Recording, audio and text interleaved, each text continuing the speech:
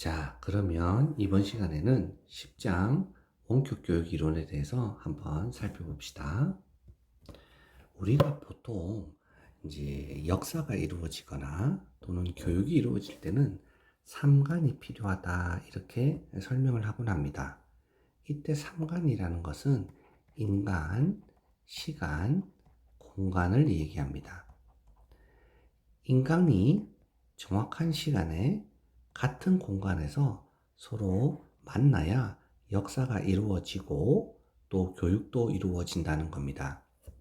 우리가 전통적인 수업, 그러니까 일반적인 오프라인 수업을 한번 생각해 봅시다. 그때 여러분과 제가 똑같은 시간에 똑같은 공간에 있어야 교육이 이루어지지 않겠습니까? 그쵸? 그것이 우리가 보통 일반적인 교육이 일어나는 그런 상황이다라고 볼 수 있는데요. 원격 교육은 무엇이냐 그러면 이 원자는 뭘 원자거든요. 영어로 하면 거리가 떨어져 있다 이런 뜻입니다. 그러면 무엇이 떨어져 있냐 했을 때 이 격이 떨어져 있다는 건데요. 그 격이란 바로 이 시간과 공간을 의미하는 겁니다.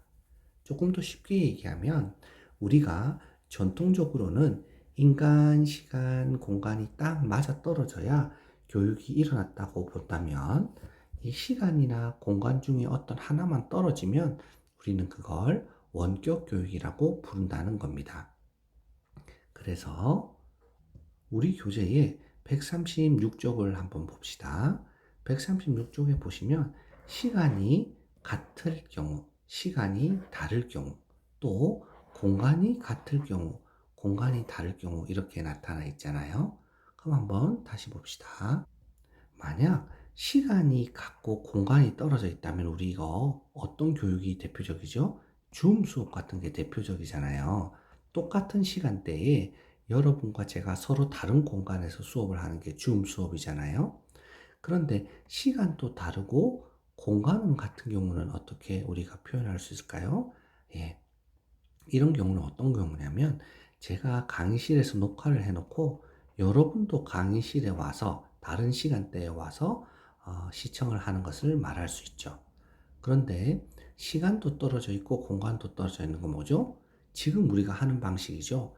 제가 녹화를 해서 X클래스에 올려두면 여러분들이 그걸 나중에 시청을 하는 것이죠. 이런 경우 시간과 공간이 떨어져 있는 것입니다. 이런 원격 교육은 여러 가지 방법으로 발전을 해왔는데요. 첫 번째는 제일 먼저 우리가 뭘 썼냐면 편지를 써서 했었어요. 그래서 우편 제도를 썼고요. 두 번째는 라디오나 방송 같은 대중전파 매체, 이거를 매스미디어라고 하죠. 이런 매스미디어를 활용해서 원격 교육을 했었어요. 그럼 한번 생각해 보세요. 라디오나 방송을 하면 혼자서 그걸 녹화해가지고 쭉 송출을 하니까 수십만 명이, 수백만 명도 들을 수 있잖아요. 그렇죠? 그래서 이런 것들을 산업화된 원격 교육이다라고 부를 수 있습니다. 아주 경제적인 효과를 나타내는 거죠. 그런데 이거는 아주 일방향적이죠. 예, 상호작용이 없다는 뜻입니다. 그리고 혼자서 여러 명을 상대하기 때문에 1대 다라고 표현할 수 있는 거죠. 그러다가 3기에는 컴퓨터나 인터넷이 발달해서 이런 정보통신 기술을 활용하게 되는데요. 이럴 때는 이제 한번 생각해 보세요. 인터넷이나 컴퓨터를 가지고 하게 되면 여러분들이 댓글도 쓰고 토론도 하고 저랑 서로 막 채팅도 하고 이렇게 상호작용할 수 있잖아요. 그리고 가상교육도 할 수 있고요. 그렇기 때문에 양방향 또는 쌍방향이라고 부를 수 있고 다대다 효과가 있다라고 부를 수 있는 겁니다. 쭉 넘어가서 134쪽 2기에 보시면 대중매체를 활용한 원격 교육은 라디오나 텔레비전과 같은 다량의 정보를 다수의 시청자에게 전달할 수 있는 대중전파 매체, 이게 바로 매스미디어죠. 이런 것들을 활용을 해서 보다 많은 사람들이 그것을 공부할 수 있도록 한 것이죠. 물론 여기에 일부 어떤 것도 들어왔냐면 후에는 전화도 들어와서 개별적 피드백도 제공해 주는 것도 2기에 들어온다라고 볼 수 있고요. 이런 2기의 특징이 일방향적 전달 체계다라는 거죠. 그러다가 3기로 가면 쌍방향, 아까 제가 얘기한 것처럼 양방향이 되게 되었고, 컴퓨터나 인터넷, 위성통신망, 모바일 이런 것들 또는 케이블 텔레비전이나 각종 원격 통신 회의 체제 등을 써서 쓰게 되었는데, 이런 것들이 대표적으로 줌이죠, 줌. 각종 원격 통신 회의 체제의 대표적인 게 줌이라고 볼 수 있습니다.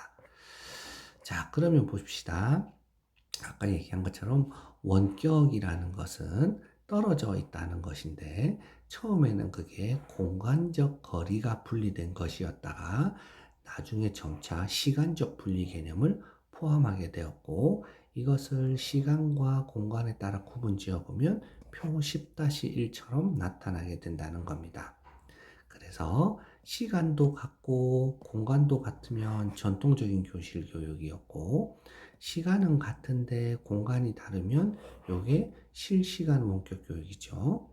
그러다가 공간은 같은데 시간이 다르면 미디어 센터나 컴퓨터실에서 공부하는 거, 시간도 다르고 공간도 다르면 우리가 지금 하는 녹화 수업 같은 것들을 예로 들 수 있다라는 겁니다.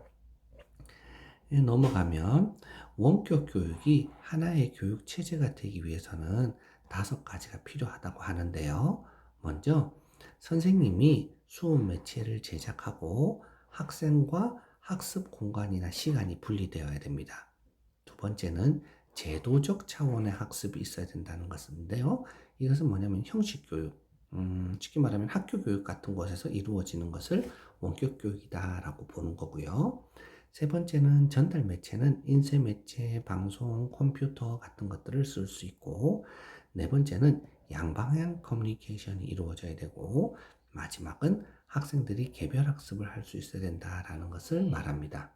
자, 관련 이론으로 봅시다. 원격 교육의 가장 기본적인 특징은 선생님과 학생이 시간적, 공간적으로 분리되어 있잖아요. 그렇죠? 그러니까 학생들이 스스로 독립성을 가지고 스스로 자율적으로 공부할 수 있도록 하는 게 필요하다 하는 게 독립성과 자율성 이론입니다. 즉, 학습자가 독립되어 있다는 거죠. 그래서 학생은 언제, 어디서 어떤 내용을 학습할 수 있을 것인가에 대해서는 자율적으로 선택할 수 있다 하는 것을 말합니다. 다음은 교수의 산업화 이론인데요. 이것은 마치 원격 교육은 산업과 똑같다, 산업과 비슷하다라는 겁니다. 그럼 왜 산업과 비슷하다고 하느냐? 첫 번째는 수업을 지금 제가 하는 건 제가 혼자 기획하고 제가 혼자 녹화하고 제가 혼자 탑재하지만, 여러분 EBS나 또는 원격 원수 같은 거 듣는다 생각해 보세요.